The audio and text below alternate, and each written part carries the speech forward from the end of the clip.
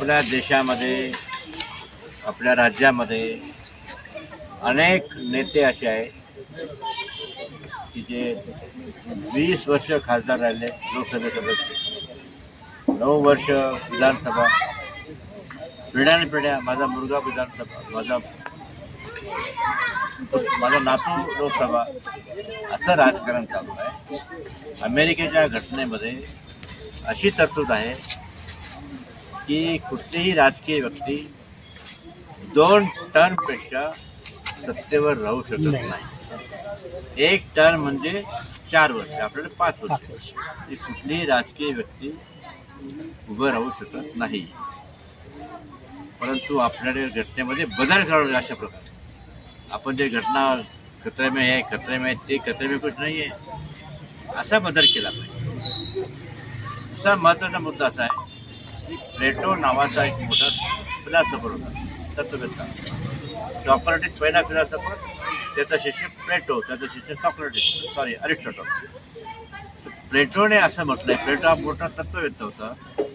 त्यांनी म्हटलंय की राजकीय व्यक्ती राजकारण करायचं असेल तर त्यांनी 50 वर्षाच्या नंतर राजकारण करायचं. नंबर 1. दुसरं त्याने असं म्हटलंय की तो उच्च शिक्षित पाहिजे. तिसरं असं त्याने म्हटलंय की तो अविवाहित पाहिजे. आणि चौथं असं त्याने म्हटलंय की त्याने जनतेला भ्रष्ट करू नये, जनतेला लुटू नये. असं तर आपल्याकडे असे फार कमी लोक आहेत त्यांना काय संसद आहे, पार्लमेंट याचं जर तुम्ही स्पेलिंग लिहायला सांगितलं त्यांना येणार नाही. म्हणजे शिक्षणच सर्व काही आहे असं नाही, परंतु शिक्षणाशिवाय या जगात काय चालणार, कुठले कायदे आपण जुने बदलायला पाहिजे, नवीन कायदे कुठले आणलं पाहिजे, समाजामध्ये बदल काय घडून आणला पाहिजे, हे शिक्षणामुळे माणूस जास्त चांगल्या प्रकारे करू शकतो. अशिक्षित माणूस बैलगाडीने चाललेला आहे, तो विकास करतो आहे पण त्याची गती कमी आहे. उच्च शिक्षित माणूस समजदार असेल तो बुलेट ट्रेनने चाललेला आहे आणि तो जास्त प्रमाणात. मग याचा अर्थ असं तुमचं म्हणणं असं आहे की उमेदवार निवडून देताना सुशिक्षितच द्यावा. जो अंगठा छाप दिला त्याला काहीच कळत नसेल तर मग त्याला काय म्हटलं नाही. सुशिक्षित उमेदवार ज्याला जनतेचे प्रश्न कळतात तोच उमेदवार निवडून द्यावा, सुशिक्षित द्यावा. त्याला समोरच्यांची जनतेची समस्या कळू शकते. अरे तुमचं क्या बोलते हो सर थांबा दोन त्यांच्या सर थांबा सर. पूर्ण औरंगाबाद शहरामध्ये फक्त एकच सुशिक्षित व्यक्ती आहे का जी पार्लमेंटमध्ये जाऊ शकते? आपण पण एक सुशिक्षित आहात, दुसरे उमेदवार आहे उच्च शिक्षित आहे, आपण 2 उच्च शिक्षित उमेदवार आहे. तर आपल्याला या संदर्भात औरंगाबाद आता जे नवीन झाले सर संभाजीनगर, त्याच्या जनतेला आपण काय मेसेज देऊ इच्छिता? त्यांनी चष्मा बदलावा का, तर त्यांना एकच उच्च शिक्षित दिसतोय का? नाही, हे दोन सुशिक्षित आहेत. मी उच्च शिक्षित आहे, माझी डिलीट डिग्री आहे, बरोबर, which is much above other person degree. त्यांच्या माझ्यापेक्षा खूप मोठी आहे. परंतु ते सुद्धा MS नाही, उच्च शिक्षित आहे आणि त्यांचं कार्य चांगलं चालू आहे. परंतु त्यांचं सर्व क्षेत्रात कार्य नाही.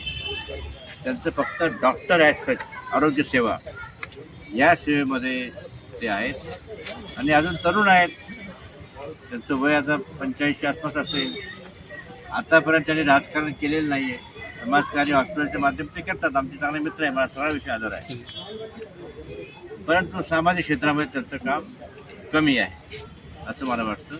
पण जनतेने ठरवायचं आहे की कोणाला मतदान करायचं. मी काय म्हणणार आहे की त्याला देऊ नका म्हणून, तुम्ही ठरवा कोणाला द्यायचं ते. सर याच्या मागे तुमचं अपयश म्हणावं लागेल का की तुम्ही जातीपातीचं राजकारण केलं नाही, तुम्ही 2 समाजामध्ये भांडणं लावलेले नाही, तुम्ही स्वतः पब्लिसिटीचा असा कोणताही स्टंट वापरलेला नाही?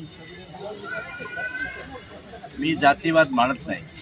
माझ्या घरामध्ये स्वयंपाकघरापर्यंत बेडरूमपर्यंत आमची माणसं भेटायला मला येतात. जातीवाद म्हणजे हा कलंकच आहे की त्याच्यामुळे काही म्हणतात की हिंदू खतरे में आहे, काही म्हणतात मुसलमान खतरे में आहे, कोई खतरे में नाही, आम जनता गरीब लोक खतरे में आहे.